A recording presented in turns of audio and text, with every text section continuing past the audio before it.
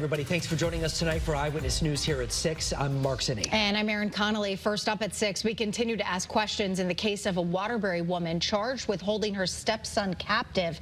And so do lawmakers, especially about what DCF did or did not know. Tonight, your chief investigative reporter, Sam Smink, is live in Waterbury, outside the home where all of this allegedly happened. Sam. State lawmakers who represent Waterbury met with DCF this weekend to talk about what went wrong and what they can do in the future to prevent something like this from happening again.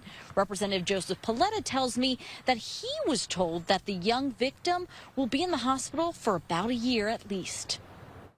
At the state's legislative office building, conversations about what may have happened behind the doors at 2 Blake Street in Waterbury are everywhere. Police say Kimberly Sullivan kept her stepson, now 32 years old, in a locked room with little food, no medical care, and limited human contact for more than 20 years. The victim told police he met with DCF investigators twice in the 4th grade before his stepmother pulled him out of school. At the time, he says she instructed him to tell DCF everything was fine. But DCF said it no longer has records of any interactions with Sullivan or her family, which likely means DCF did not find any abuse or neglect at the time. It's very unfortunate. I think it's a black eye for the state of Connecticut because we still don't even know who visited the home and what was recorded. Family members and former educators have come forward to say they made complaints. State Representative Joseph Paletta represents Waterbury. He met with DCF this weekend to ask questions. He tells me he got limited answers.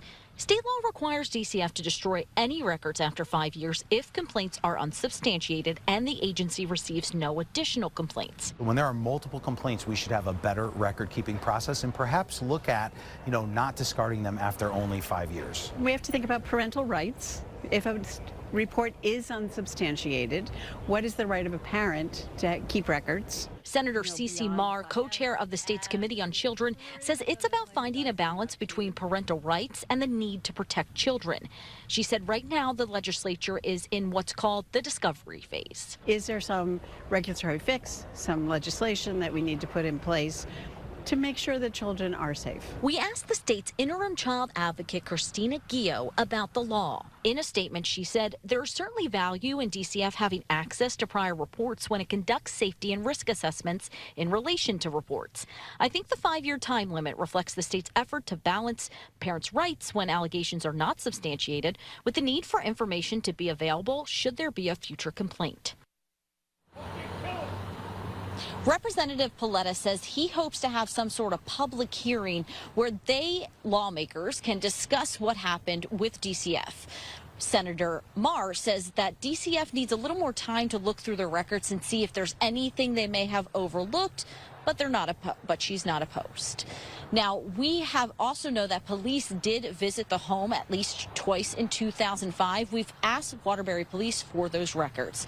Reporting live in Waterbury, Sam Smink, your chief investigative reporter, Channel 3 Eyewitness News.